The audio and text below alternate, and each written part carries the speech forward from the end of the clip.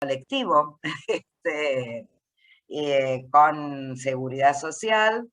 Hoy el doctor Daniel Pérez nos va a hablar sobre la movilidad de la ley 27609, aplicada a la primer movilidad del año, y va a ser una proyección anual en referencia a los índices, si se elevan, no se elevan, si pueden llegar a ser confiscatorios o no. Pero previo a ello, quería contarles que el doctor Daniel Pérez es abogado, máster universitario en Dirección y Gestión de los Sistemas de Seguridad Social de la Universidad de Alcalá de Henares, el Reino de España, especialista en Derecho Tributario, en la carrera de especialización en Derecho Tributario por la Facultad de Derecho de la Universidad de Buenos Aires, hizo varios posgrados, es docente, coordinador de la Comisión de Tributación de la Seguridad Social del Departamento de Política Tributario de la Unión Industrial Argentina, profesor en la Facultad de Ciencias Económicas de la Universidad de Buenos Aires, en la de Derecho, ha escrito numerosos artículos, libros sobre la especialidad, y en el año 2019 fue premiado un trabajo que hizo, obteniendo el primer premio con medalla de oro en el concurso Profesor Enrique Reich, en el marco del Congreso Tributario del año 2019. Bueno, le cedo la palabra, doctor, un gusto tenerlo con nosotros, y esperemos... Gracias, doctora. Pero bueno, lo más importante de todo esto es mencionar que tengo el corazón con la asociación, y que hoy estábamos recordando que desde el año 2020 que pasó esto de la pandemia, es como que con el doctor Ñeco, con Silvia, con Victoria, hemos revitalizado la educación y nos hemos puesto realmente a tratar de difundir todo lo que hace la asociación. Hicimos congresos, la verdad que muy halagado de ser parte de este grupo de gente y sobre todo de estar siempre tratando de difundir las ideas, con lo cual se ha logrado y con creces. Y estábamos hablando de todo el programa que tenemos por delante el 2022, que realmente es muy vasto, y también se ha metido mucho la seguridad social, que la verdad que es uno de los temas realmente importantes en nuestra vida hoy por hoy, ¿no? Así que eso, por eso ahí me pongo, Daniel Pérez, Asociación de Derecho al Trabajo. Ya le pongo ahí como segundo apellido. Así que bueno, halagado de estar con ustedes. En realidad lo que estamos haciendo es más proyección que otra cosa. Es decir, un poco, de todos modos, la primera parte es como un manual de lo que significa la fórmula de la 27609, un manual incluso para que ustedes mismos lo puedan practicar, porque yo les voy a dar las herramientas para que ustedes mismos en avance puedan hacer y puedan practicar la fórmula. No es tan complejo el tema, se puede intuir, se puede a partir de los datos, porque esto se basa en todos datos públicos de bases públicas, el RIPTE fundamentalmente y todo lo que es recaudación tributaria, con lo cual son bases absolutamente conocidas y todas muy disponibles. Inclusive ustedes con esta mecánica y con esta metodología que yo les doy, van a poder saber más o menos en avance cuánto está dando el índice de movilidad. Que, digamos, en principio, y para que más o menos ya quedemos en una posición del tema, está dando razonablemente bien el 27609, después lo vamos a ver porque lo comparé con otros índices, está dando razonablemente bien. Después les voy a explicar por qué está dando razonablemente bien. Digamos, no es gracioso, sino que es por la fórmula de cálculo que tiene, digamos, ¿no? Así que, y un poco, ¿qué va a pasar con la proyección del año? Es decir, ¿qué esperamos en el año? Es decir, tenemos todo lo que pasó en el año 2021, porque estrenó el 2021, y que va a ir pasando 2022 y subsiguientes en la medida que sigamos con este índice, digamos, mixto, y que seguramente va a tener que continuar, por lo menos, de todos modos, como ustedes saben, yo siempre tengo propuestas, no me quedo solamente con la crítica o con la observación, tengo propuestas de cómo se puede resolver la situación de que los índices empiezan a hacer un poco de ruido. Entonces, un poco es esto, la explicación, ya en otras charlas lo vimos, pero lo vamos a ver rápidamente, la explicación de cómo se instrumenta este índice inclusive el cálculo que yo hice para el mes de marzo, que me da exactamente igual que lo que dieron, con una diferencia porque esto trabaja con muchos decimales, obviamente, porque es un cálculo científico. Y a mí me dio escasos decibeles menores a lo que estaba pasando. Pero bueno, para que se vea que se puede comprobar el cálculo, es factible de comprobación, y esto permite también la posibilidad de proyectarlo hacia el futuro, de ver cuánto va a estar dando en el futuro, porque lo importante es que esta fórmula recoge cifras anteriores, o sea, como por la estructura de la fórmula, va recogiendo trimestres anteriores. Entonces, uno ya puede saber, por ejemplo, ahora en breve, ya vamos a poder armar lo que va a dar en junio. Inclusive yo publiqué en el Repar en varias oportunidades el índice anticipado de lo que más o menos va a dar, y está dando eso. Así que incluso nosotros nos proponemos en estas charlas, ahora obviamente es marzo y ya está marzo, pero siempre ir haciendo alguna charla, supuestamente en mayo, por ejemplo, yo ya les puedo anticipar qué va a dar en junio, porque esa es la mecánica. Así que esta es un poco la metodología. ¿Dónde está a ver, lo tengo yo todavía,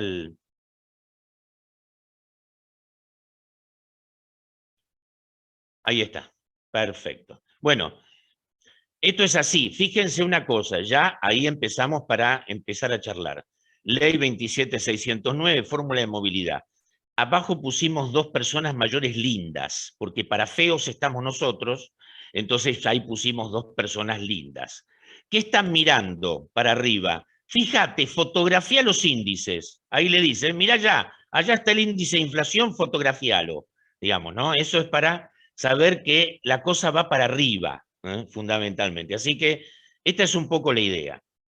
A ver, no, ahí está. Bueno, lo que vamos a analizar, obviamente, es la ley y el decreto reglamentario, que es interesante y porque esto ya lo vimos en varias oportunidades, por eso voy a hacer una charla sintética sobre el tema. Ah, y tengo una yapita que me lo pidió Silvia Zaino. Silvia me dijo, che, dice, ¿por qué no decís al final cómo está la jurisprudencia de la Cámara respecto de lo que están diciendo, de lo que significa la constitucionalidad de la anterior, de la 27426? A ver, recopilate un poco de cómo están las cámaras, y bueno, ahí también tengo en la última parte un poco la jurisprudencia de la Cámara con los últimos fallos de marzo, de cómo está viendo la Cámara las distintas salas en su composición, incluso con las mayorías y las minorías, de cómo están viendo el tema de la 27426, que es el tema que ahora está picante, porque la 609 es muy reciente, y todavía no se sabe cómo se va a comportar, aunque ya sabemos que se está comportando razonablemente bien en el 2021. Así que también tenemos esa yapita que es la jurisprudencia de la Cámara, los últimos fallos de cada sala, cómo están viendo la constitucionalidad de la anterior, de la 27426, sobre todo por el tema del empalme, el efecto del empalme, ¿no? Ese es el tema importante. Bueno, vamos a ver, entonces, la ley contiene todo lo que yo voy a hablar, todo lo que es reglamentario, el 104, con las aclaraciones, más obviamente la resolución 26, que es la que fijó el índice o el mecanismo o el índice o la pauta de movilidad para el mes de marzo. Recordando que la próxima pauta obviamente es el mes de junio. Entonces, acá está calculado marzo de acuerdo a mi cálculo y comparado con lo que dio. Lo que dio ya sabemos, es 12,28. Ese es el valor de la actualización del mes de junio, del mes de marzo del 2022, y ahora vamos a estar esperando junio del 2022. Ya sabemos que marzo, por la resolución 26, se fijó en el 12,28, inclusive ustedes tienen la pauta de que ya se venía difundiendo, como un mes antes, ya se había difundido que iba a dar por ahí. ¿Por qué? Y porque el cálculo lo permite. Esto permite calcularlo realmente como un mes antes, en función de la publicación de los índices. El tema es que siempre el último índice que se publica es el índice salarial y el RIPTE. Son los que más tardan en publicarse. Los de recaudación vienen antes, con lo cual en realidad estamos en condiciones de decirlo por la primera parte de la fórmula, el RT, que es la primera parte de la fórmula, estamos en condiciones de decir cuánto da eso. Siempre el que se tarda mucho más es el RIPTE y el índice de salario, que recién ahora están publicando marzo. Entonces, ese tarda un poquito más, por eso no nos permite a veces elaborarlo con más anticipación. Pero bueno, ya lo sabemos. Recordando fácilmente cómo es el tema de las 4 pautas de la movilidad, siempre se calcula ahora una parte que acompaña a la recaudación. ¿Qué recaudación? Y esto es muy importante porque yo he visto confusiones hasta en artículos técnicos y en publicaciones técnicas. Durante los primeros 3 meses, las primeras 3 pautas o los primeros 3 ciclos, marzo, junio y septiembre, el RT es la recaudación tributaria de los tributos. Recién en el mes de diciembre se compara con otra porción que es la recaudación tributaria total. ¿Por qué esto? Porque todo lo que ingresa al ANSES como recursos tiene 2 partes importantes. Los recursos, podemos decir, puros, que son los aportes y contribuciones que surgen de las nóminas salariales, más los recursos tributarios que son por las distintas leyes que los vamos a ver acá. Son 2 magnitudes distintas. A ver, más o menos se recauda lo mismo. Es decir, la evolución de los recursos tributarios es muy similar a aportes y contribuciones. Y ahora después van a ver por qué. Porque los recursos tributarios son bastante similares. Pero lo importante es, en las 3 meses, en las 3 ciclos, marzo, junio y septiembre, es la recaudación exclusivamente tributaria. El RT es tributario, de lo que vamos a ver ahora. No entra aportes y contribuciones. Aportes y contribuciones entra en diciembre, que lo voy a comparar por la misma fórmula con un porcentaje de esa recaudación tributaria. ¿De acuerdo? Total. Pero esta es la tributaria pura. Por eso es bastante sencillo seguirle el paso a la fórmula, porque yo lo tengo bien identificado en la recaudación tributaria que publica el INDEC, y sobre todo las páginas de la FIP. Está muy bien, y aparte incluso, no solamente está bien, sino que está por los rubros que dice. Se pueden identificar claramente los rubros, ¿bien? Así que, el tema es, la primera porción de la fórmula es la mitad de la recaudación, evolución de la recaudación tributaria. Y la segunda parte, como saben, es salarial. Salarial que alterna, y fíjense que luego lo van a ver, en este mes de marzo se da esa elección, porque comparo el índice del RIPTE versus el salarial, el mayor. Y a veces, no, siempre da RIPTE. No, en marzo dio más el índice salarial. Por eso la fórmula sube un poquito, producto de que el índice salarios del INDEC es un poco mayor al RIPTE en el espacio considerado, porque siempre son espacios considerados trimestrales anteriores. Entonces, en esa comparación subió más el índice de salarios, con lo cual hubo que elegir ese. Entonces, el 0,50 de W es la parte salarial, que es RIPTE o índice de salarios del INDEC. En el mes de marzo dio un poquito más índice de salarios, ¿bien? Así que fue el que hubo que elegir porque la fórmula lo dice claramente que se elige el mayor. Bien, entonces RT es recursos tributarios, ¿está bien? Explicados. La W también está explicado, es índice de salarios o RIPTE. ¿Dónde está la diferencia entre RIPTE e índice de salarios? Muy importante, aunque ahora no se nota, pero es muy importante. RIPTE se basa exclusivamente en el trabajo registrado. ¿Por qué? ¿De dónde sale de los 931 las declaraciones juradas de aportes y contribuciones de algo más de los 500.000 empleadores registrados? De ahí surge, o sea, es exclusivamente el trabajo registrado. Y multiconvencional, ¿por qué? Porque las declaraciones del 931 tienen la mayoría de las convenciones colectivas de trabajo y los no convencionales, con lo cual es un índice que nos da la idea y la fotografía de lo que está pasando en el mercado registrado. En cambio, el índice de salarios del INDEC tiene una porcioncita de los sueldos que no son registrados o los trabajos. ¿De dónde sale? de la famosa EPH, de la encuesta permanente de hogares. Con lo cual, el índice de salarios del INDEC tiene algún componente más distinto al RIPTE. Y esto es importante. Por eso, a veces da un poquito más el índice de salarios. ¿Está claro?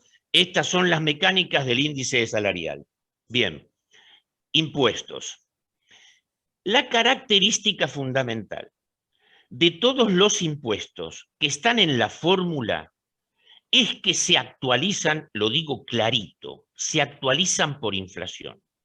¿Por qué? Porque son impuestos que recogen los índices de inflación. ¿Qué recoge el IVA?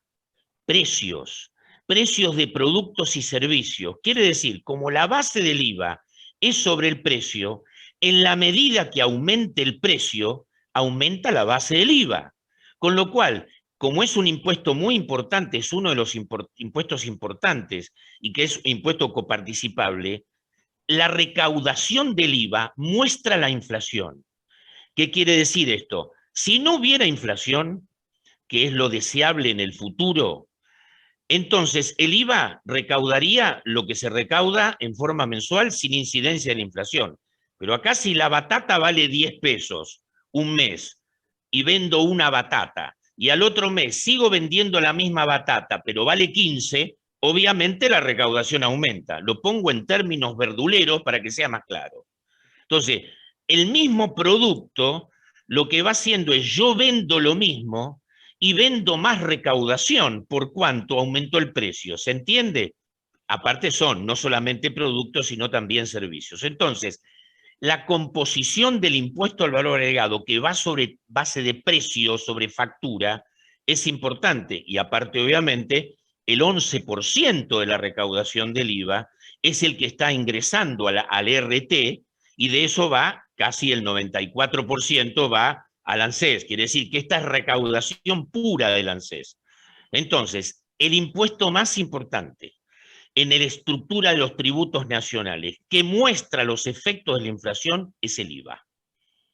Aparte, por supuesto, los efectos de la inflación también la muestran los aportes y contribuciones, o sea, está mostrado a través de la porción salarial. ¿Por qué?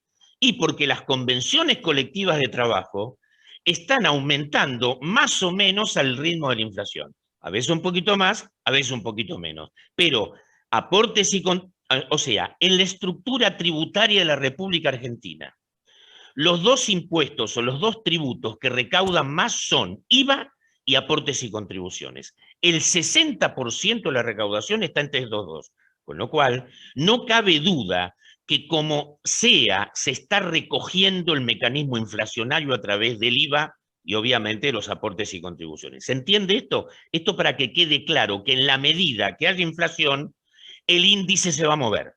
¿Por qué se va a mover? Porque recoge pautas inflacionarias. Bien, a ver, esto es absolutamente técnico, no tiene un gramo de política de ninguna forma, ¿eh? Es absoluta y totalmente técnico. Este tema, que no está influyendo mucho ahora, va a empezar a influir. ¿Por qué? Vieron cómo se está discutiendo del tema de los derechos de exportación y de las retenciones y demás. La ley 27.541, tan odiosa para nosotros porque nos suspendió la fórmula, y esto lo sabemos porque el 52 suspendió la fórmula, es mucho más amplia. ¿Y qué tenía? Bueno, tiene fundamentalmente decir, bueno, en la medida en que por presupuesto se apruebe el incremento de las retenciones, que es esto, ese valor incremental de los derechos de importación va a entrar fundamentalmente como pauta para abastecer la recaudación en los programas de ANSES y el Instituto. Todavía esto no se fue dando, porque cuando vino la 27.541, autorizó una cantidad de retenciones que ahora se están discutiendo a ver cómo aumentarlas, con lo cual es posible que a partir del año 2022 esta 27.541, que es el valor incremental de los derechos de importaciones, empiece a influir en la fórmula. Como influía el famoso país, el impuesto país, que es el que, digamos, para ponerlo en términos claros, lo que se logra a partir del gasto en las situaciones del exterior, lo que tiene que ver con divisas. El país Cuando no recaudaba, porque no se podía viajar, no recaudaba, pero ahora estaba recaudando y recaudó bastante en el año 2021, que lo vamos a ver. Entonces, este todavía no tiene mucha influencia, pero la va a tener. Impuestos sobre débitos y créditos, lo mismo pasa. Acá, importante, el 100% de la recaudación del impuesto sobre los débitos y créditos, si hay un impuesto odioso es este, cada vez que hacemos un cheque, que tenemos una transferencia, pagamos. ¿Cómo lo pagamos? También lo pagamos por transacciones. Quiere decir que las transacciones están en el marco de la economía. Así que este impuesto importante también se mueve por mecanismos inflacionarios. Y estos que vienen acá, son todos impuestos que se llaman internos, que tienen que ver fundamentalmente con una porción de impuestos de ciertas actividades. Pero bueno, también recaudan en función, precio de los combustibles, no cabe duda. Claro, vamos a decir, si el impuesto sobre los combustibles líquidos y el dióxido de carbono durante el año 2021 tuvo poco incremento, obviamente aportó poco a la fórmula, porque el decreto 104 dice, si no recaudan impuestos no se toma en cuenta. Eso lo dice el 104. Cuando no recauda no hago nada, no se toma en cuenta. Eso pasó con el impuesto país en el año 2020. Pero si ahora hay un aumento en los combustibles, se va a reflejar obviamente en la fórmula. Entonces, como esto es sensible, cada vez que se modifica la recaudación de un impuesto, aumenta o disminuye el valor del RT. ¿Está claro? Bien. Bueno, y acá están los más chiquitos. El monotributo, que obviamente son cotizaciones fijas, el monotributo impositivo y el monotributo de seguridad social, y el famoso país. El país es uno de los impuestos que le llamamos tiene mayor sensibilidad. ¿Por qué? Porque si hay actividad de viajes al exterior y si hay actividad de consumo en el exterior con tarjeta de crédito, pasajes y demás, aumenta el país. Si no hay actividad, disminuye el país. Entonces, este es un impuesto que también está sujeto a variaciones en el mercado, de acuerdo a cómo sea la cosa. Por supuesto, en la pandemia no recaudó nada. ¿Y por qué? Y porque no se podía viajar. Durante todo el 2020 no se viajó. En el 2021 recaudó un poco más porque se abrió la posibilidad del viaje, con lo cual obviamente empezó a recaudar un poco más. Así que esto es lo que cada uno, y si ustedes observan, en los tramos que están en cada una de las fórmulas, la evolución de estos tributos salen perfectamente de los listados o de las estadísticas hechas por la Administración Federal de Ingresos Públicos, por el INDEC, que es recaudación tributaria, e incluso están por esos renglones. No hace falta hacer ningún cálculo ahí. Tomo IVA, IVA siempre neto de devoluciones, porque IVA tiene el tema de los reintegros de exportación, con lo cual hay que IVA neto de devoluciones, y lo pongo y da perfecto. En las variables de marzo entraron, siempre entran para atrás, 2020 contra 2021. Esto, ¿ven? Todos estos son cada uno de los impuestos. Como la fórmula es la raíz cuarta de la sumatoria, arriba la más reciente, abajo la más antigua, obviamente podemos componerlo en función de los datos. Estos son los datos surgidos de las estadísticas de recaudación tributaria de la AFIP. Los montos de cada uno. Por supuesto, tengo que sumar octubre, noviembre y diciembre para que me dé la sumatoria. Esto es 2020 y esto es 2021. Por supuesto, como es un índice, 2021 va arriba, 2020 va abajo. La raíz cuarta, ¿qué quiere decir? Bueno, ¿se acuerdan cuando íbamos al secundario que la potencia era una cantidad de multiplicaciones y la radicación una cantidad de divisiones? Bueno, esto es promediar la división en función de los 4 meses. Esto es lo que pretende, es matemática pura. Pero bueno, esa es la raíz cuarta. ¿Bien? Entonces, acá, con estos dos, componemos la primera parte, que es el RT, la recaudación tributaria, con el incremento de los impuestos comparando, en este caso, octubre, noviembre y diciembre del 2020 contra octubre, noviembre y diciembre del 2021. Por supuesto, como ven ustedes, estamos recogiendo cifras de 3 meses para atrás comparadas con el mismo trimestre del año anterior. ¿Qué quiere decir esto? Como yo estoy todavía viendo cifras del año anterior, lo que puede estar pasando es lo siguiente en la práctica. Vamos a suponer que en el 2023 y en el 2022, a partir de junio, empieza a bajar la inflación, la de todos los meses, y empezamos a tener 1% o 0,5% o 0,5% mensual. Como la fórmula recoge periodos más inflacionarios, en un momento determinado la fórmula puede dar más índice que la inflación que se está viviendo. Pero puede pasar al revés.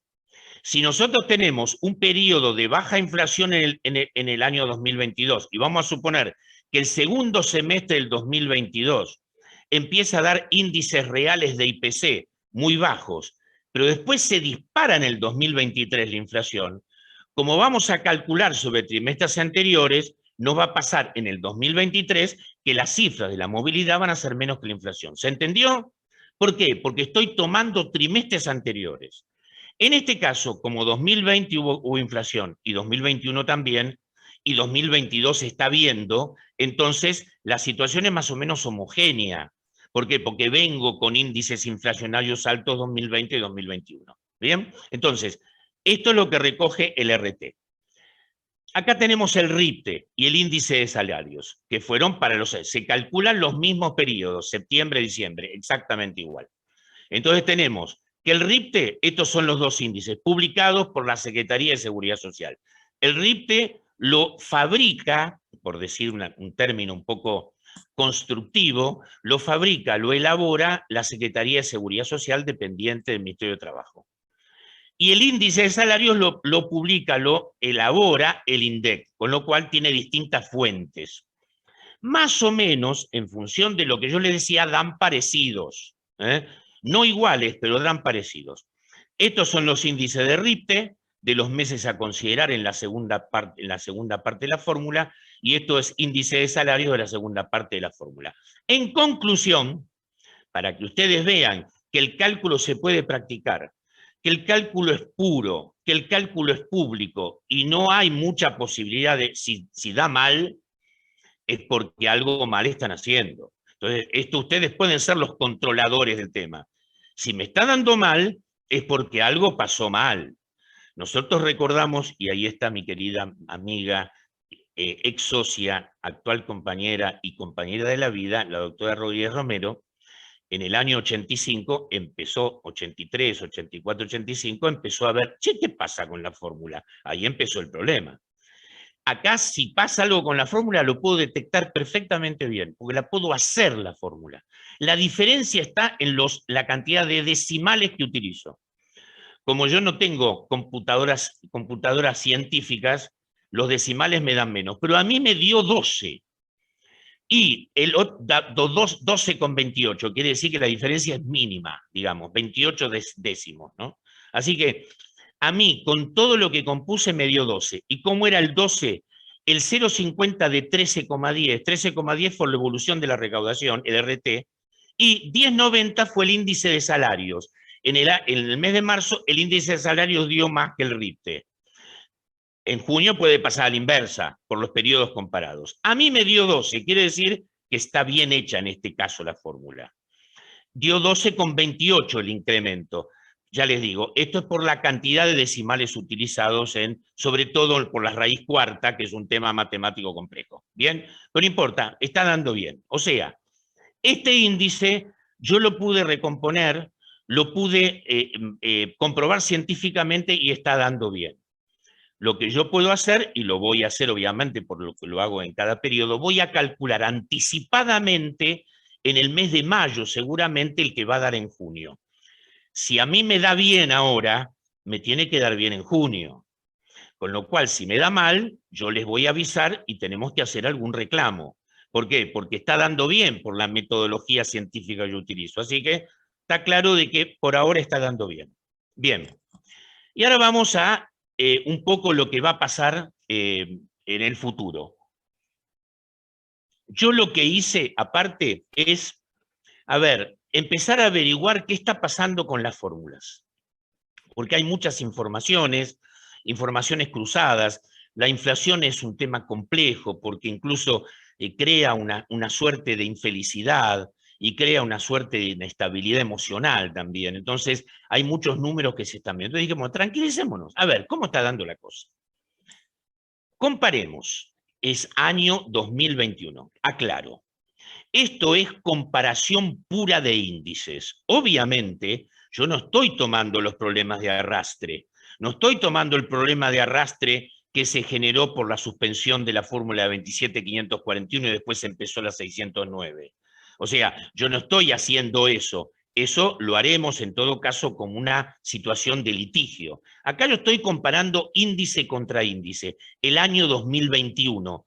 ¿Cuánto me dio la fórmula de la 27609 con los parámetros que tiene la 27609, que los acabo de ver, en el año 2021? Hice lo mismo con la 27426, o sea, ¿cuánto habría dado? Porque la 27426 no da más, porque da la 27609, pero ¿cuánto habría dado con los parámetros utilizados por la fórmula de 27246, que se puede hacer porque son los mismos datos, nada más que ordenados de distintas formas?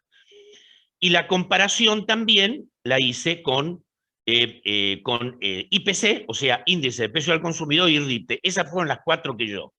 Esto es lo que hubiera dado la 27426 en cada uno de los meses del 2021, tomando la 27426. Por supuesto, esto es una simulación, obviamente, porque no existió. Esto es lo que hubiera dado 7,19, 9,11, 11,606, 11,083. O sea, por la 27,426 pura, comparando solamente 2021, el ajuste hubiera sido 45%. Otra vez, solamente el 2021, mes por mes calculado con la fórmula de 27,426. Por supuesto, ya sabemos que la nuestra está dando más. ¿Por qué? Y porque estuvo dando a través de todos los lapsos, marzo, junio, septiembre y diciembre, dio más. ¿Cuánto dio? 53,56. Entonces tenemos el IPC en el año 2021, diciembre contra diciembre, para respetar los mecanismos de las fórmulas, porque los mecanismos de la fórmula toman mes con mes puntual, no toman el anterior. Entonces, para ser purista, IPC me dio 51,14, diciembre contra diciembre. Movilidad, calculada por los mecanismos de la 27.609, me dio 53,56. Movilidad de la 27.426, que es un supuesto, obviamente, porque no existe, dio 45, y el RIPTE solito dio 53,42. ¿Qué quiere decir esto? Muy simple. Si yo hubiera aplicado exclusivamente en el año 2021 solamente RIPTE, hubiera sido exactamente igual que si hubiera aplicado la 27.609. En términos numéricos estamos hablando, ¿no? ¿Por qué? Porque el RIPTE, como decíamos, se mueve por las situaciones convencionales que recoge el 931. Como la movilidad de las remuneraciones está basada fundamentalmente en todo lo que tiene que ver con las convenciones colectivas y que recoge el trabajo registrado, aumentó más o menos en los parámetros de la inflación. Quiere decir que durante el año 2021, más o menos todo fue parejo. Hubo una paridad más o menos dentro del año, con alguna pequeña diferencia, por supuesto. Esto no reconoce, y lo vuelvo a repetir para que no haya confusiones, las situaciones de anclaje anterior, los empalmes. Yo estoy comparando solamente fórmulas para saber cuánto me está dando una fórmula versus la otra en un lapso de periodo determinado, sin tener en cuenta los problemas de arrastre. Es decir, esto para el futuro, o sea, ya lo sabemos para el futuro. Bueno, ¿qué puede pasar en el futuro? Bueno, el futuro está relacionado fundamentalmente con en la primera parte, el RT, con la recaudación tributaria. Como lo acabamos de ver, la recaudación tributaria depende fuertemente de impuestos que recogen el aspecto inflacionario. En la medida en que la recaudación tributaria, incluso la recaudación tributaria en algunos casos, por ejemplo en IVA, ha sido un poquito real, o sea, subió por encima un poquito de la inflación por determinadas cuestiones coyunturales, porque cuando salimos del 2020 y entramos en el 2021, la actividad económica creció, porque el 2020 se había aplanado totalmente. Entonces, el crecimiento de la actividad económica incipiente durante el 2021, generó también la movilidad de los impuestos. Entonces, mientras haya índices de inflación y mientras la inflación siga en estos índices poco manejables, todo lo que tiene que ver con la recaudación tributaria va a seguir a la inflación. Fundamentalmente por el IVA, por impuestos, débitos y créditos, por los impuestos de los combustibles y por aquellos que están relacionados, por ejemplo, el impuesto país, que es un poco distinto, pero que también. Entonces, en la medida en que esta fórmula esté recogiendo recaudación tributaria, mientras haya índices de inflación, los va a seguir recogiendo. Y también va a ser la segunda parte de la fórmula con los índices salariales. En la medida que los índices salariales por las convenciones colectivas sigan receptando la movilidad de las convenciones colectivas y se sigan ajustando un poco en función del IPC, entonces obviamente esto va a incrementar también la segunda parte. Esta es la razón por la cual, como ustedes pueden ver en el 2021, la fórmula acompañó el mecanismo inflacionario. Lo que puede pasar es lo que yo le decía, como esto se calcula sobre trimestres anteriores, si hay, por ejemplo, una baja muy abrupta de la inflación en el 2022, los índices van a estar dando un poco más en comparación de mes por mes. Y al revés también. Entonces, en la medida en que sigue habiendo esta estructura inflacionaria realmente insostenible, porque desde el punto de vista técnico es realmente insostenible, la fórmula lo va a ir acompañando. El problema está acá, obviamente, en si el sistema tiene capacidad de responder al gasto, obviamente, porque el gasto indexado o el gasto en función de inflación también va. Pero claro, como conversábamos al principio, nuestro sistema tiene ciertas particularidades, donde el gasto es muy grande, pero individualmente es muy chico. O sea, es grande el gasto, pero por personas es un gasto muy chico o un ingreso muy chico, con lo cual este es el problema que no tiene que ver con el índice, que tiene que ver con la estructura del sistema previsional. Entonces, es esperable que en el futuro se siga moviendo la fórmula por la primera parte más o menos como se está moviendo acá. Y por supuesto, en la segunda parte, que es la parte salarial, también es predecible que se siga moviendo de la misma forma. Entonces, al tener 50% de recaudación y 50% de salarios, más o menos se vayan moviendo por las distintas formas. ¿Cómo? Porque, digamos, aquí uno de los temas y que se ha discutido mucho en la justicia es, bueno, ¿cuál es el mejor índice que refleja la posibilidad de mantener la sustitutividad y fundamentalmente el nivel decoroso de vida de jubilados y pensionados? Porque en realidad la verdad está ahí. La persona tiene que vivir decorosamente, tiene que tener un decoro en su vida, poder mantenerse, hasta poder, como decíamos antes, poder disfrutar de la vida. Que es un tema, digamos, filosófico, pero no importa. Es decir, el tener más o menos ingresos tiene que ver con la filosofía. Entonces, ¿cómo, digamos, cuál es el índice perfecto, ideal, aquel que genera eficiencia, que quiere decir, en la medida en que yo tenga un ingreso razonable, no estoy perjudicando el ingreso del otro, eso es eficiente y sustentable, que lo pueda pagar, que la situación pública permita pagar jubilaciones y pensiones decorosas y razonables. ¿Qué utilizan? A mí me parece realmente que en este momento la discusión del índice de movilidad, este o el otro, es como que pasa a un segundo plano. Para mí el problema está dentro del sistema, o sea, en la estructura del sistema. Este tema de que hay una cantidad enorme de gente que tiene un salario de 30.000 pesos, una jubilación y pensión de 30.000 pesos. El problema está acá, digamos, porque si yo muevo sobre poco, es poco. Si muevo sobre mucho, es mucho. Entonces, el mismo índice aplicado sobre poco y sobre mucho, sigue dando poco, sigue dando mucho. Entonces, no es un problema en este momento de lo que significa la movilidad. Bueno, ¿cómo hacen los otros países del mundo?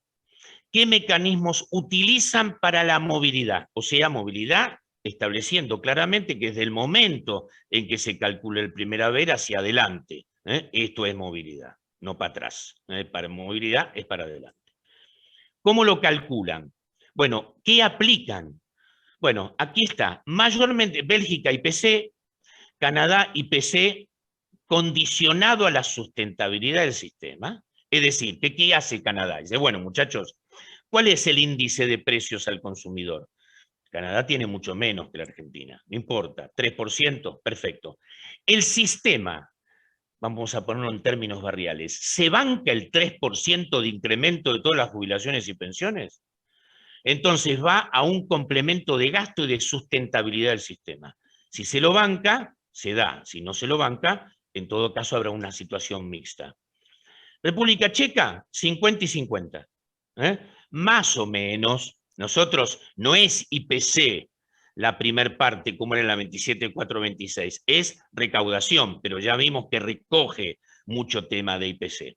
Finlandia también, 80 y 20, Francia IPC, Alemania salarial, también con sustentabilidad del sistema, Islandia IPC, Italia IPC, bueno, más o menos todos los, pero claro, a ver, una cosa es Bélgica, que tiene el 3% de inflación anual, o el 2,5%, está subiendo la inflación en Europa, está subiendo en forma importante, ya en el 2021 estaba subiendo. Obviamente los efectos de esta guerra que está sucediendo va a ser generar más inflación. Estados Unidos está preocupado porque está en el 8%, entre el 7,5 y 8, y esto está dinamitando una cuestión de suba de tasas y demás. O sea, hay preocupación por el incremento de la inflación. Pero bueno, más o menos todos utilizan las mismas variables, no hay muchas más variables para utilizar más que los precios al consumidor, que es lo que consume la persona en su vida diaria. Su mecanismo se llama la canasta de consumo, más obviamente los mecanismos salariales que van acompañando o no acompañando el sistema inflacionario. También Suiza, mitad y mitad, pero claro, Suiza tiene 1% de inflación anual. Turquía IPC, Estados Unidos IPC, Brasil IPC, bueno, Bolivia tiene una unidad de fomento que se ajusta por IPC, Chile tiene un pilar básico, pero sabemos que Chile el sistema es totalmente distinto, IPC, o sea, que en general todo el mundo más o menos actualiza en función del índice de precios al consumidor. ¿Y esto por qué? Tiene una razón. A ver, y esto es por la estructura de consumo de cada uno de los grupos etarios. Los grupos etarios no consumen lo mismo. Está estudiado, y esto es parte de la economía, los grupos etarios y grupos económicos. Los grupos económicos de menores recursos, prácticamente todo su salario está derivado al consumo básico. Es decir, la persona que consume su consumo básico, o sea, alimentación y vestido. Bueno, también está el tema del alquiler y demás, pero alimentación y vestido, y sobre todo alimentación. Los grupos de, digamos los AB, o los AB1, AB2, consumen una canasta de productos un poco más mezclada. Es decir, tienen mucha más incidencia tienen alimentación, tienen vestido, pero tienen esparcimiento. Y tienen situaciones de inversiones, o sea, de gastos un poco más suntuarios. Con lo cual, la proporción de lo que significa el impacto de la inflación en grupos de mayor poder adquisitivo es más o menos la que tenemos ahora, es decir, el índice del 2% o 3% mensual. La persona que consume todo en alimentos tiene más del 3% mensual. Ustedes vieron que ahora se separa, inclusive ustedes los más memoriosos se acordarán, porque esto no es de ahora. En un momento, por los años 70, 80, había un índice descarnado. No quería decir un índice que tenía que ver con la lógica y la violencia, le sacaban la carne al índice. ¿Por qué? Porque la incorporación de la carne al índice lo tiraba para arriba. Es un poco lo que se está experimentando ahora, que dicen la canasta básica, digamos, IPC de alimentos e IPC de otros productos. Entonces, las personas que están en los grupos de menores ingresos consumen prácticamente todo alimentos y vestidos.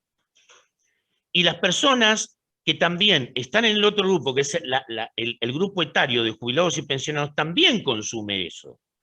O sea, el impacto para las personas que están en uno de los dos extremos de la pirámide económica es mucho más influyente el IPC por otra cosa. Por esa es la razón que lo manejan con IPC. ¿Por qué? Porque el índice de salarios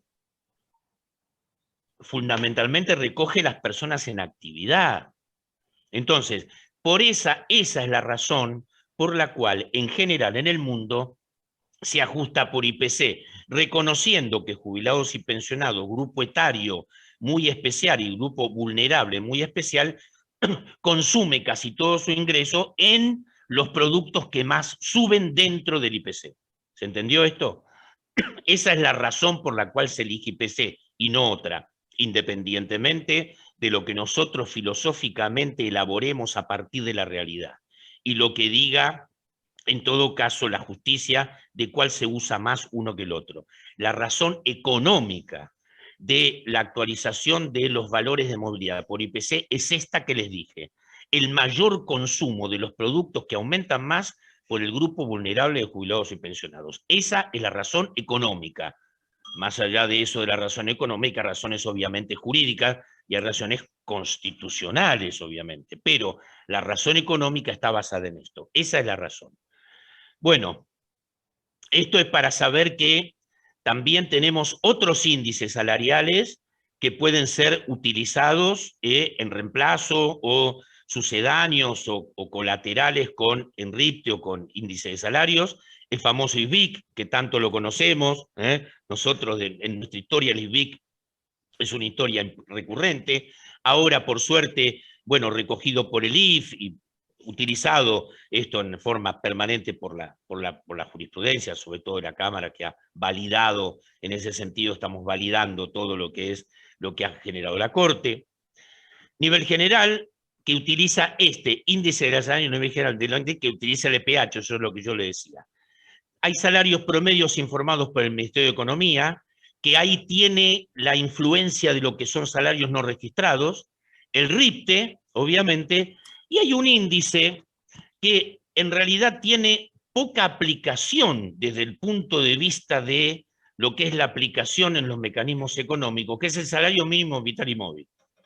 El salario mínimo vital y móvil, que ahora se reunió el Consejo para generarlo y aparentemente va a estar en 45%, se dice que están comentando que va a subir un 45%, está convocado el Consejo. Tiene que ver mucho con una cantidad de cuestiones laborales o tiene que ver mucho, por ejemplo, incremento de multas. Muchas multas laborales y de seguridad social se mueven por el salario mínimo vital y móvil.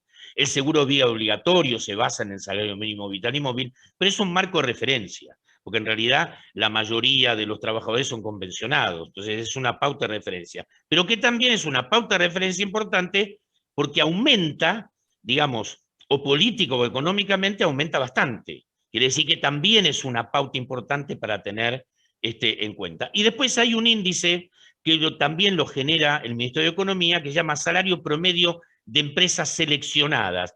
Esto sería como salarios en actividad, o sea, comparación de salarios en actividad. Así que ese también está, digamos, de alguna forma referenciado y puede ser utilizado. ¿Qué es lo que ahora viendo lo que significa, por supuesto, esto de más largo aliento, no vamos a conversar esto? A mí me parece, y vuelvo a reiterar, que el problema en este momento, por lo menos, llegada a una situación en donde se ha recompuesto la jurisprudencia, y la jurisprudencia es muy fuerte y muy receptada por la justicia argentina, la justicia nacional y obviamente federal también, lo que tiene que ver con la recomposición del haber de inicio, más o menos ahí estamos un poco todos de acuerdo de cómo se ha recompuesto con el IF, con la fórmula 26417 y subsiguientes y demás, con lo cual más o menos estamos contestes en eso. Y el tema de lo que significará la movilidad. La movilidad ahora está en estos parámetros, es decir, utiliza una mezcla de mecanismos que tienen que ver con incremento de la recaudación, que como ya les dije, recoge mucho pautas inflacionarias y el índice de salarios. Entonces yo digo, para no pelearnos nunca más, lo que tendríamos que hacer es una fórmula tripartita, que yo la vengo proponiendo hace tiempo. Bien, vamos a suponer que la recaudación no genere todo lo que está generando ahora, que es el impacto de los impuestos inflacionarios. Vamos a suponer que los impuestos no empiecen a recoger la situación inflacionaria. Con lo cual, ahora no hay problema, pero en el futuro no sabemos qué puede pasar. Entonces, puede pasar esto, que los impuestos se estanquen en su recaudación, que la inflación suba, pero que los impuestos no demuestren la inflación. Con lo cual, empiezo a deteriorar la primera parte de la fórmula. Vamos a suponer también que el índice de salarios no se mueva de la misma forma. Entonces, si nosotros tenemos dos pautas, que es la recaudación más el índice de salarios, si eso no acompaña o no acompañaría al mecanismo inflacionario, otra vez tendríamos un problema. Lo comparamos contra la inflación y nos da mal. Entonces digo, ¿por qué no hacemos tres componentes? Ponemos un tercio de cada parte, la recaudación, más un índice de salarios, más un IPC. Con lo cual componemos una fórmula tripartita en vez de bipartita. Esto todavía no se le ocurre a nadie, digamos. Pero bueno, a mí se me ocurre para resolver el tema de la fórmula. Si yo recojo la recaudación, recojo índice de salarios y recojo el gran cuco del IPC, estoy contemplando todo, porque cuando sube uno me baja el otro y lo compenso. Entonces, porque aparte esto reconoce también las pautas doctrinarias del mundo. El mundo mezcla IPC con salarial. Nosotros no estamos mezclando IPC puro, estamos mezclando recaudación que tiene reconocimiento de inflación. No estamos recogiendo IPC puro. Entonces, vamos a algo que sea, digamos, sustentable en el tiempo. Recaudación, salarial. Por supuesto, si baja la inflación, el problema se acabó. El problema, ¿cuál es el problema en la Argentina durante los últimos 80 años? La inflación. Obviamente, si no hubiera inflación, si tuviéramos los mismos niveles de Suiza, o de Bélgica, o de Italia, no habría problema. La movilidad reconocería el incremento de la economía, porque la economía crece y crece entonces la posibilidad de que tengamos mejores salarios y jubilaciones y pensiones. Por eso digo, bueno, vamos a una situación de, bien, haber una fórmula posible que integre todas las partes de lo que venimos discutiendo hace tiempo. Y bueno, por último, lo que siempre vengo diciendo y que, por último en esta parte, lo que siempre vengo diciendo y que vuelvo a decir otra vez, y yo digo que uno de los problemas graves en este país es que algunas cosas no tienen participación directa a los interesados. Por ejemplo, en la política tributaria no opinan los contribuyentes, que son aquellos que reciben, entonces son los que reciben la política tributaria. Y en la política, en todo caso, de seguridad social, no opinan los jubilados y pensionados. ¿Y por qué entonces no hacemos algo y empezamos a generar instituciones que tengan intervención en la decisión de las políticas de seguridad social? ¿Por qué? Porque, como decíamos con el doctor al principio, parece que siempre son los perjudicados y son los culpables, los jubilados y pensionados, y lo que pasa con el gasto. Y esto no es así.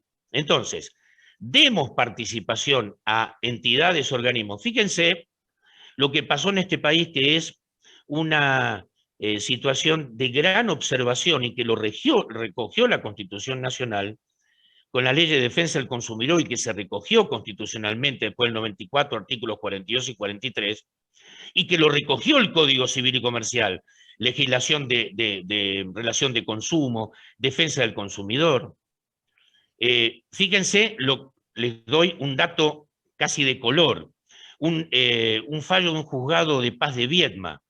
Un jubilado recibe el retroactivo en la cuenta bancaria, Banco Patagonia. Lo voy a mandar en cana porque Banco Patagonia es el que hizo el problema. ¿Qué hace Banco Patagonia? Lo intima por carta documento al jubilado diciendo cómo es que tiene este importe y de repente por el tema del lavado. Entonces el jubilado va a la sucursal y le explica que tiene que ver con el Banco Nación y lo maltratan. Entonces el jubilado le hace un juicio al Banco Patagonia. Por supuesto, la primera parte, juzgados de paz transitan, obviamente, sin letrado patrocinante, pero después tuvo que hacer el juicio y se lo ganó al Banco Patagonia. Y no solamente le tuvieron que pedir perdón, sino que le tuvieron que dar 100.000 pesos. Entonces, ¿esto por qué se logró? Por el amparo constitucional de los derechos del consumidor. Y no están amparados legislativamente los derechos están constitucionalmente amparados, pero no con leyes que generan y que respetan los derechos constitucionales. Entonces, ¿por qué no queramos leyes, o sea, sería de lege ferenda, la posibilidad de que instituciones que agrupen jubilados y pensionados participen en la política de seguridad social y digan cuáles son las cuestiones que les aquejan? Esta es la última parte de esto, participación de los afiliados y beneficiarios en un consenso en donde ahora, por supuesto, sabemos perfectamente que empresarios y trabajadores se juntan y sacan las convenciones colectivas, y esto por consenso. Tendría que haber también participación de jubilados y pensionados en el consenso para la política de seguridad social.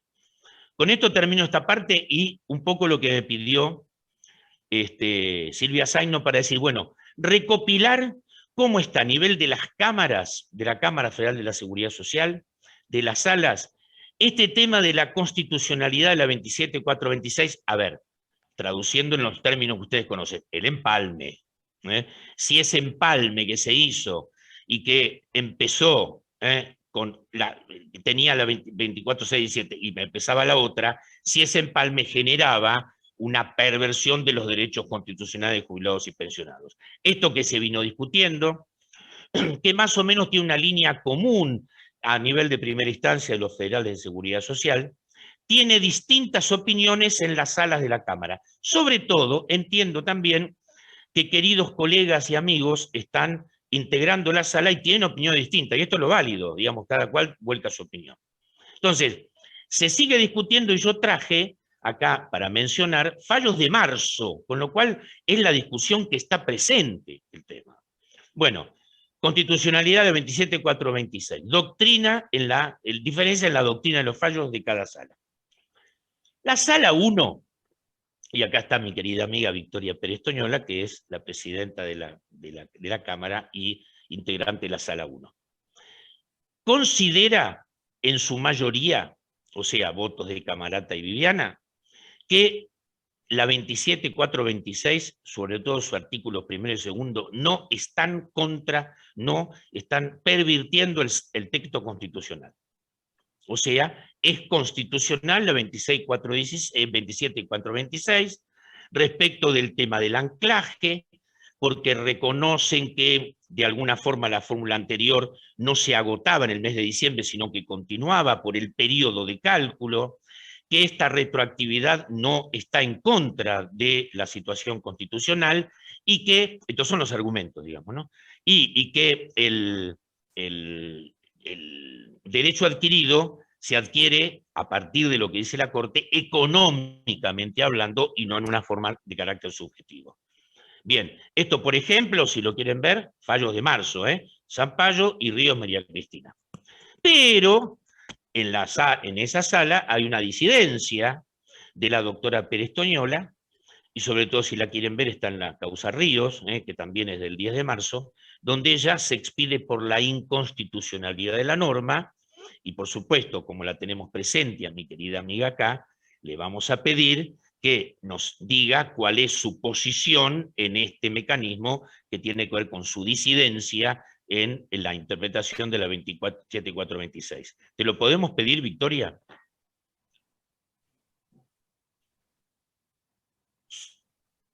Desmuteate. No me deja, ahora. Ahí está, ahí está. Bueno, ante todo, primero saludo a todos los concurrentes acá a esta charla, muy interesante. Me quedaron un montón de temas que quería conversar respecto a la exposición anterior. No hay problema.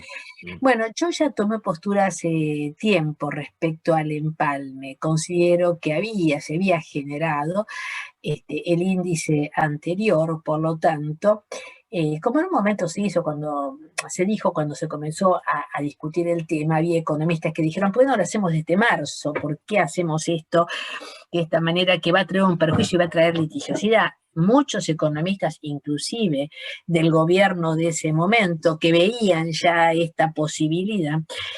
Y bueno, lo que yo he sostenido en estos fallos es justamente que hay que tenerlo en cuenta porque ya se había generado esos índices y que por lo tanto ya habían entrado al patrimonio. Y lo correcto correcto hubiese sido hacerlo a partir de marzo. Allí no hubiese habido ningún inconveniente. Pero ¿qué sucede? Quisiera comerse esos meses para empezar con una base más baja, evidentemente. Yo solamente me expedí en estos casos respecto a la retroactividad de la aplicación. Inclusive, exacto, yo digo, no exacto. Puede plantearse la retroactividad. Yo soy muy dura frente a eso, inclusive lo dije también con el 807 respecto a la exacto. Retroactividad de las normas. No nos expedimos, por supuesto, respecto a la norma hacia futuro, porque en eso también soy muy respetuosa de la división de poderes y lo que en cada momento histórico el Parlamento decide, que en última instancia, y en eso un poco quería meterme en lo que vos hablabas de los grupos de interés para poder opinar. Bueno, nuestro sistema es representativo. Uno entiende que los diputados y senadores, conforme la composición de cada cámara, representarían lo que el pueblo y las provincias quieren. Lo que sí creo que es importante, por eso me parece que no sería quizás un Estado asambleísta, pero sí lo que es importante, y eso sí hago hincapié, que cuando se construyen las leyes, se elaboran las leyes, sí es necesario escuchar a todos los sectores. De hecho, cuando se habló de la movilidad, se escuchó a los sectores, hemos opinado mucho. Creo que esa práctica es fundamental. No sé si tanto para la parte deliberativa en sí, pero sí que quienes tienen que legislar tienen la obligación de escuchar a todos los sectores. No sé si fui claro con Perfecto. Perfecto, Victoria, gracias. Por eso quería, como en la sala 1 vos tenés esta posición muy clara, quería que la explicaras porque venía de tu propia situación de inteligencia. La sala 2 es al revés que la sala 1. La sala 2 hay 2 votos, que son la doctora Dorado y el doctor Carnota, recién ingresados a la sala, Walter, que tienen la posición similar, digamos, o doctrinariamente aparejada a la doctora Pérez Toñola, y van por la inconstitucionalidad, la 27426. Se basan fundamentalmente, los dos nombran y hacen referencia en los fallos recientes. Uno de los más recientes es Soto, por eso elegí los fallos de marzo para que se vea el movimiento de esta situación. Soto José II, ellos remiten, tanto la doctora Dorado como Walter, remiten a 2 votos que ellos tienen muy fundados en Colman Torales y en Pérez María Blanca, que son los votos que ellos tienen como fundamento de su posición, que ya, reitero, es muy similar a la que acaba de explicar Victoria en esa línea doctrinaria. Y el que está en disidencia en esta sala a favor de la constitucionalidad es Juan Fantini, también conocido por nosotros, con lo cual un día vamos a convocar acá a todos para que hablemos del tema, que ahora lo podemos hacer en la próxima de Procesal, ahí lo podemos invitar también, Silvia, para ver este tema, que es interesante, porque, bueno, yo estoy por el tema de los plenarios, así que voy a hacer una exposición ahí del tema de los plenarios. Así que, bueno, esta es la posición de la sala 2. Entonces, la sala 2 prevalece por ahora la opinión de la inconstitucionalidad de la 27426. Y la sala 3 es la única que tiene unanimidad en los votos. Entonces, la sala 3 mantiene, por ejemplo, en el caso Fossa, Miguel Ángel, también recientemente de marzo, los votos se inclinan por la constitucionalidad de la 27426. Con lo cual tenemos una situación bastante interesante en lo que significa la opinión doctrinaria de cada una de las salas. Una prevalece la constitucionalidad, otra prevalece la inconstitucionalidad, y en la otra, unánimemente, está por la constitucionalidad de la 27426. Todavía, en muchos casos, que los estuve viendo, los de marzo, en muchos casos los litigantes piden la inconstitucionalidad de la 27609. También con todo el parámetro de lo que son 27426, 27 que le agregan 27609. Y yo creo que con mucho criterio cada una de las salas, y esto es de todas las salas, están diciendo, bueno, todavía no nos podemos expedir sobre la 27.609, porque todavía no ha demostrado una situación que es lo que estamos convalidando, que está dando razonablemente. No podemos, es muy prematuro expedirse sobre la 27.609 por cuando recién empezó, y aparte, no solamente recién empezó, sino que estamos viendo que está dando índices acoplados de alguna forma a la situación inflacionaria. Así que esto es un poco para resumir cómo está también la jurisprudencia en cuanto a la 27.426, que sabemos, bueno, perfectamente, pero sí, Silvia, decinos vos ahora cómo están ustedes en primera instancia, para que quede más o menos claro. Ustedes más o menos están todos... Bueno, en referencia a la 27.426, los 10 juzgados estamos declarando la constitucionalidad de la 27.426, y con respecto a la 27.609, todavía a sentencia no han llegado muchos. No ha llegado nada. No ha llegado nada, y si ha entrado algún amparo, le hemos dicho que no... Que no es la vía. Como que no está, sí, o que no es la vía, no o no se demuestra realmente el agravio en referencia porque, a la claro, porque están manejando otra vez todo lo que es Villanustre, es decir, comparar fundamentalmente el deterioro en función. Yo creo, y esto como una opinión, que todo lo que va a pasar a partir de ahora con movilidad va a ser aplicar confiscatoriedad. Porque, digamos, si realmente más o menos la movilidad se mantiene por ahora en límites parecidos al IPC, no va a haber mucha situación de ataque contra la movilidad. En todo caso, si se dispara la inflación, obviamente va a haber una situación compleja. Pero bueno, empieza a ser interesante lo nuevo. Dale, Victoria. Sí, Victoria, conéctate, o soy yo la que te tengo que... ¿Podés?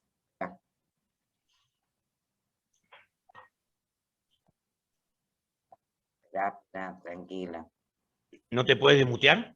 No, porque yo soy la coanfitriona, la estoy buscando para habilitarla. Se pueden habilitar los micrófonos ya. Ahora. Ahí está. No, quería hacer varias acotaciones, quizás para que me las puedas contar, a ver, de a poquito. Primero, voy de ir de atrás para adelante porque sacaste el tema. Cuando hablamos de confiscatoriedad, tenemos que hacer una comparación.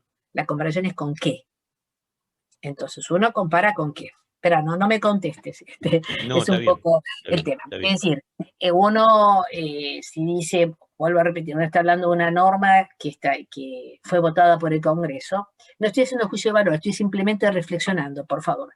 Entonces, uno considera que se tuvo en cuenta determinados factores, entonces, si se plantea una confiscatoriedad, muchas veces los planteos es confiscatorio porque la inflación y no son, evidentemente no tienen la precisión que estás hablando vos, entonces uno dice, bueno, ¿con qué? Uno tiene que hacer el perjuicio es a dónde está esa confiscatoriedad, dónde se viola el artículo 17, dónde está esa comparación. Excelente pregunta y tengo para contestártela esa.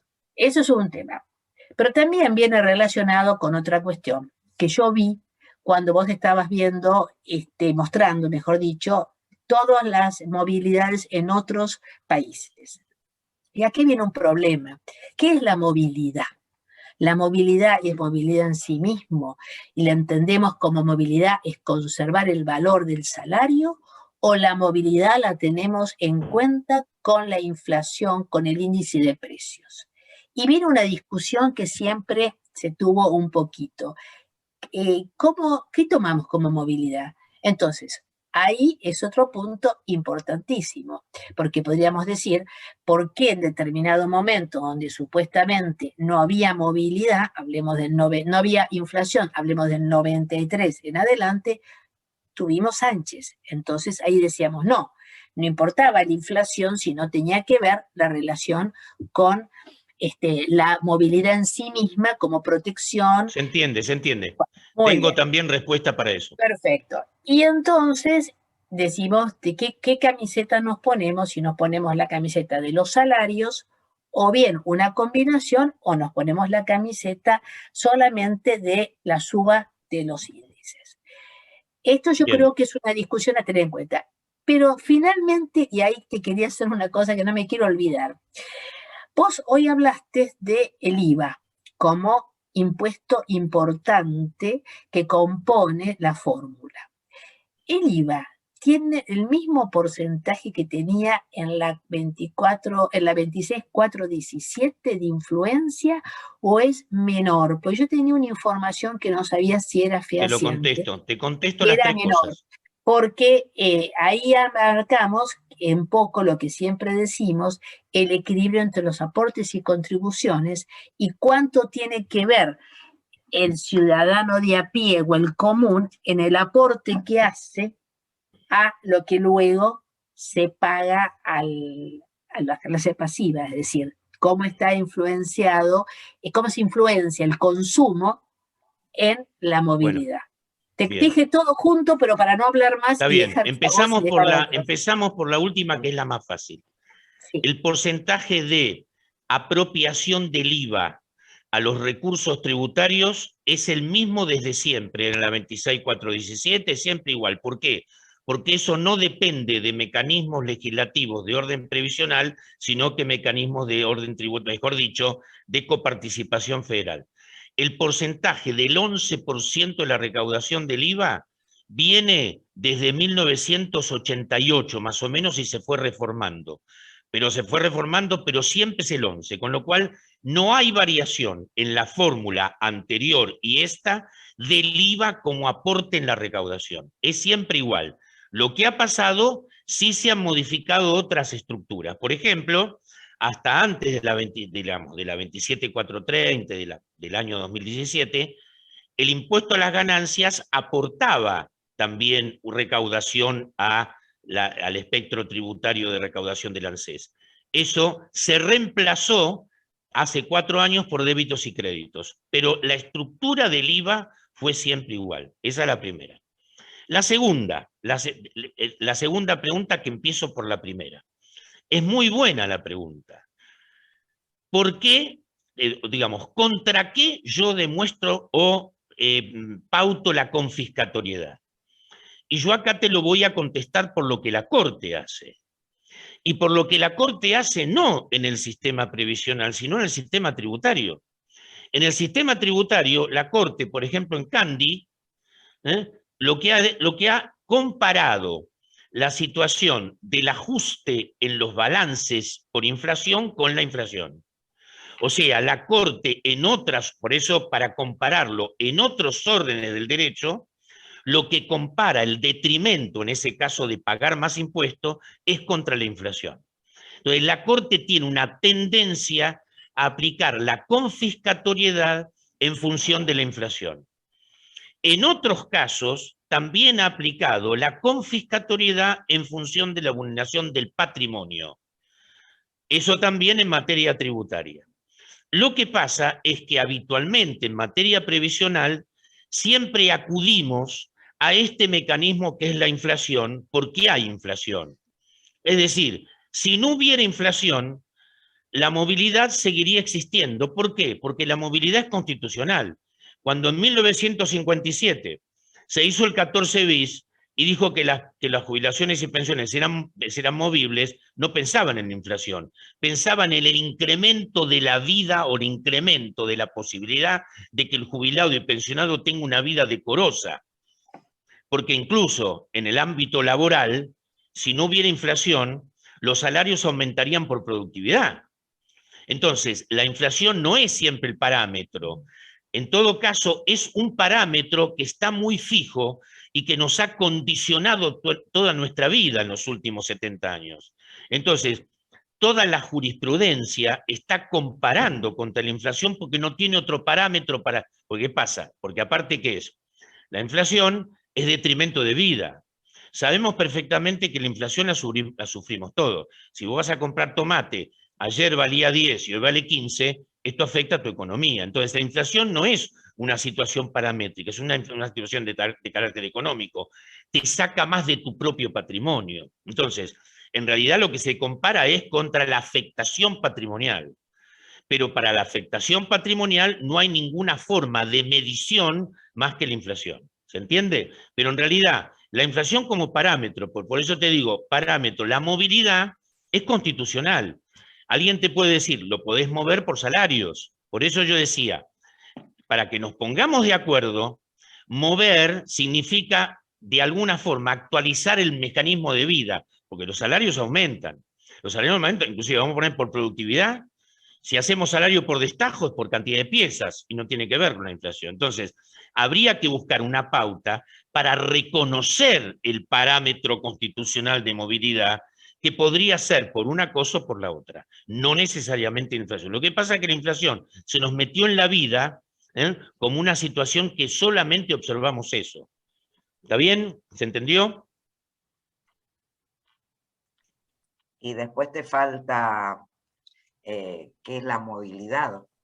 Bueno, por eso digo, la movilidad sí. Lo que tiene que ver es con la manutención de lo que significa un estatus de vida, y en todo caso, la movilidad tiene que ver mucho hoy con el principio de sustitutividad. Es decir, si yo vengo trabajando en un puesto y vengo trabajando en la actividad y tengo una vida decorosa y tengo una vida basada en relaciones afectivas, relaciones personales, esparcimiento, bebida, mirá, alguien que me agarra me va a decir anda Alcohólicos Anónimos, alimentos, yo tengo que tener en mi vida pasiva, aparte del ingrediente de poder continuar con mi vida razonable y con mi nivel de decoro, tengo que también tener esparcimiento, felicidad, salud y aprovechar. Por eso yo dije, lo dije en Santa Fe cuando dijimos, lo que hay que hacer ahora es la universidad del adulto mayor. Hay que darle otra posibilidad de educación. No solamente la situación tiene que ver con el tema económico, tiene que ver con la atención completa de la persona, que sale del mercado laboral y se siente un tonto y va a darle comer a las palomas. Entonces no es esto así. Hay que cambiar la mentalidad, hay que activar la posibilidad, y no es solamente el tema económico, aparte que el tema económico es muy importante, sino otros parámetros de la vida. Entonces, mover significa adecuar la situación a un nivel económico, un nivel de disfrute, un nivel de responsabilidad de lo que tiene que ver con atender en todos los campos al jubilado y pensionado. Entonces, sí, ahora, claro, hay que buscar una pauta.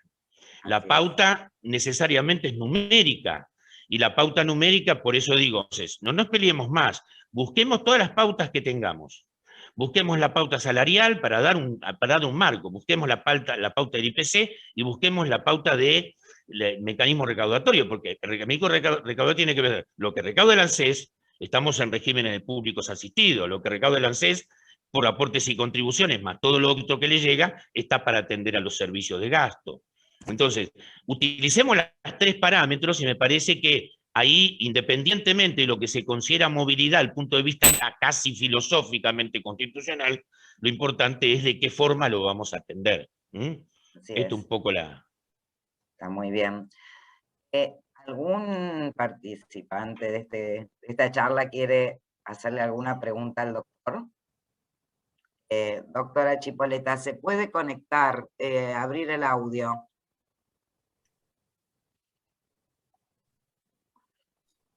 Bueno, primero lo quiero felicitar a Daniel, como siempre, excelente.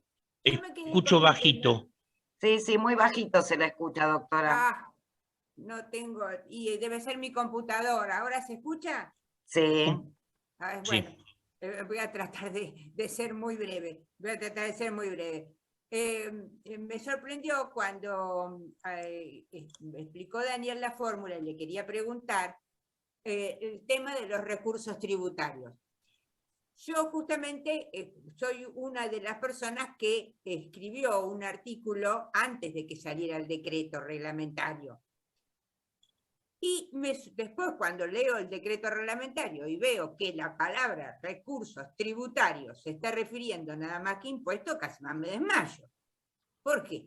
Porque toda la teoría en materia de derecho financiero, y vos lo sabés muy bien, Daniel, tributario significa impuestos, tasas y contribuciones. La Corte ha dicho hasta el cansancio que los aportes y contribuciones no son impuestos, son tributos. Por lo tanto, sí, el concepto, a ver, no lo sabemos son todos, tributos, pero claro, claro. son tributos y no está caracterizado específicamente si es un impuesto, una tasa y una contribución. Esto quedó de alguna forma zanjado con el Código Tributario para Latinoamérica, que dijo que todo lo que tiene que ver es una clase tributaria nueva. Sí, sí, pero espera que termine la idea. Cuando sale el decreto, es decir, la ley habla de recursos tributarios, por lo cual hace suponer a cualquiera que lo lee que se está refiriendo a la totalidad, incluso a los aportes y contribuciones. Cuando sale el decreto reglamentario, excluye y deja nada más que en recursos tributarios a los impuestos. Entonces mi pregunta es, yo que en el escrito que se publicó antes de que saliera el decreto, digo que es total, porque me baso en toda la biblioteca y me baso en los fallos de la Corte. Pero la verdad que lo que te quería preguntar, ¿no será que los legisladores quisieron firmar que para esa parte de la fórmula entraban también los aportes y contribuciones y el decreto reglamentario distorsiona el concepto de la ley? Es una pregunta, no lo sé, ¿eh? Está bien. No, Graciela, creo que no. ¿Sabés por qué creo que no? Porque precisamente todos los otros ingresos que tienen que ver con lo que yo le llamo el ingreso puro de aportes y contribuciones, está contemplado como variable en la fórmula de diciembre. Porque las 4 fórmulas no son iguales. Las primeras 3, que son marzo, junio y septiembre, solamente recogen el RT, que es recurso tributario, o sea, los impuestos que tienen derivación ANSES. En la última parte de la fórmula hacen ingresar como comparación de todo el año. Se supone que esa comparación de todo el año con los recursos totales va a dar el ajuste para diciembre de todo lo que no se consideró antes. O sea, no es que no están, están de forma diferida y como ajuste. No están todos los meses, pero están presentes en sí. Esos recursos le pueden aportar algo más a la fórmula de diciembre. Quiere decir que de alguna forma esto es muy matemático, ¿viste? Porque aparte también es muy matemático. El tema de la raíz cuarta también tiene toda una cantidad de cuestiones matemáticas, pero yo creo que está de alguna forma tratado de resolver. A ver, lo que yo no te puedo decir, Graciela, es si está bien o está mal. Es decir, en todo caso, es una situación que está de alguna forma contemplada en las diferencias de los 3 meses con el último. Claro, Esta es un poco la situación. Sí, la doctora Rodríguez Romero ha levantado la mano. Si se puede... Un segundo y ya cierro. No sé si me expliqué bien. Lo que yo quería decir, si el legislador en esas 3 primeras partes no quiso incluir nada más que los impuestos. Sí, no exacto. Para mí es así. Para mí es así. Para mí el legislador quiso incluir solamente los recursos con afectación específica tributaria a la caja del ANSES. Para mí lo hizo así. Ese fue el objetivo. El reglamentario dice lo contrario. En el decreto reglamentario dice, y vos lo señalaste muy bien. Bueno, a ver, para mí en todo caso puede ser interpretativo, pero para mí se quiso poner así. Para mí se quiso, digamos, balancear la cosa, incluyendo los recursos puros, digamos, como pauta de ajuste en el mes de diciembre. Eso para mí es el objetivo. Ya sé, pero los decretos deben acomodarse a la ley. Bueno, cierro con esto. Los saludo a todos, si no los saludé, y le escuchamos a Elsa. Bueno, gracias, doctora. Doctora Rodríguez Romero. Gracias, perdón que no esté con cámara. Primero, como siempre, Daniel, me encantó la charla y gracias a la asociación por hacer estas charlas siempre tan interesantes. Es muy interesante la observación de Graciela, tan minuciosa como es ella en lo legislativo, ¿no es cierto? Y claro, y podría cualquiera también entenderlo como ella lo entiende. Pero lo que quería yo aclarar un poco es que el signo RT, digamos, la sigla RT, ya viene desde la 26.417. 17, es decir, siempre se entendió desde que se creó la fórmula en el año 2008 que RT, recursos tributarios, era todo lo de ANSES menos los aportes y contribuciones. Claro. Porque en la fórmula de la 26417, esta dicotomía entre RT y R la teníamos en cada momento del mes que había que dar el aumento y había que dar la menor. En cambio, en esta fórmula, lo único que se hace es, bueno, en los 3 meses primeros vamos a dar solo RT, y luego viene la gran verdad, porque todo lo anterior a diciembre es cartón pintado, y la verdadera movilidad del año se da al final, porque es la movilidad verdadera del año, que es la que se da en diciembre, y ahí sí se analizan los aportes. Claro. Pero estoy de acuerdo con Graciela en que debió ser más específica la norma, nada más que cuando dijo recaudación tributaria, se refirió al resabio que traemos de nombrar como recaudación tributaria la que definió la ley 26417. Exacto, exacto. Eso así es. Así es. Y bueno, en la práctica, digamos, tomando las fórmulas como lo dice el decreto reglamentario, da lo que realmente es la situación exclusivamente de impuestos. O sea, esta que yo les calculé de marzo, que ahí me da 12 y 12,28, porque se entiende que la influencia de la recaudación de aportes y contribuciones, que es muy fuerte, porque en este país el tributo que se recauda más es precisamente aportes y contribuciones de la Seguridad Social. Es el 29% de la recaudación. Y después entra IVA recién. Con lo cual, ¿esto cómo lo hacen entrar? Lo hacen entrar como variable de ajuste en la fórmula de diciembre para ver por el porcentaje de lo que sea el incremento. Es más, yo les voy a decir algo, que no lo dije en ese momento, y ahora lo voy a decir y lo voy a estudiar mejor. A mí la fórmula de diciembre no me dio. Todas las fórmulas del 2021 a mí me dieron exactamente igual que lo que daba. La de diciembre no me dio. La de diciembre, pero como yo soy prudente, estoy revisando mi cálculo todavía. No, pero a mí la de diciembre no me dio, me dio un punto más a mí. La de diciembre está dibujada, Daniel.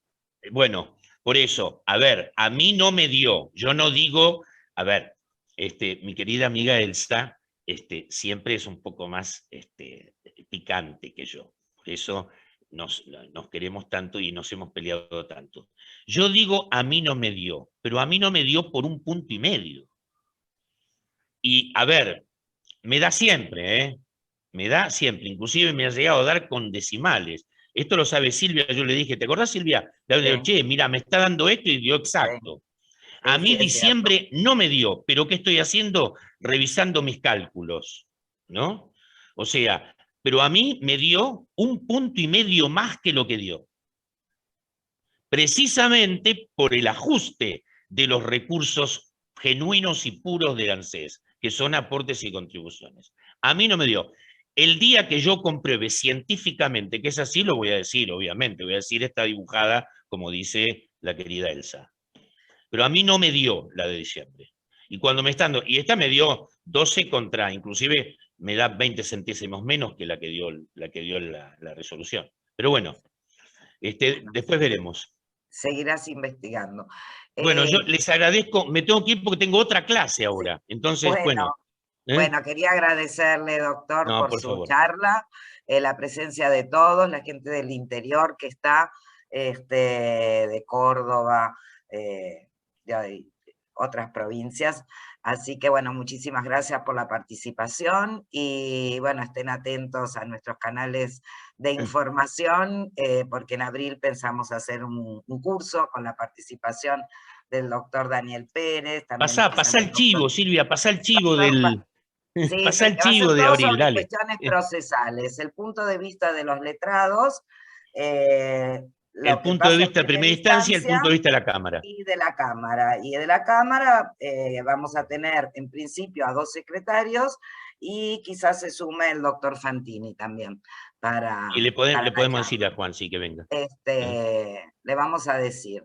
Así que bueno, los esperamos a todos y muchísimas gracias por haber venido. Bueno, muchas gracias a todos por tener esta paciencia, pero bueno, lo importante es siempre estar presentes y estar entre nosotros, que uno aprende mucho con todo el recómputo de las ideas que se van dando. Muchas gracias, Daniel, y a todos los presentes. Hasta luego, gracias, hasta luego. Muchas gracias, doctor. Muy buenas tardes. Gracias, doctor, que le vaya bien. Gracias, Lorenzo. Gracias a todos, un aplauso. Bueno, gracias a todos. Gracias.